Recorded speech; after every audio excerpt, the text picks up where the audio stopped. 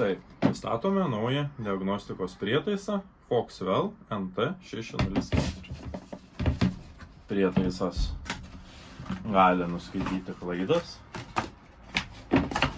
parodyti klaidų kodus, ištrinti klaidas, bei galima stebėti automobilio gyvus parametrus.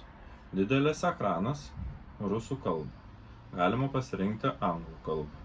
Atnaujinimai nemokami yra visam laikui. Laido pagalba galima sujungti prietaisą su kompiuteriu bei gauti nemokamus atnaujinimus.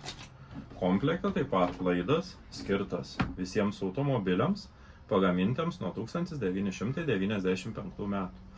Tai yra OBD2 jungtis 16 spinų. Tiks praktiškai beveik visiems automobiliams. Prietaisėlis naujas, atnaujinimai, lengvas naudojimas, meniu anglų rusų kalbos.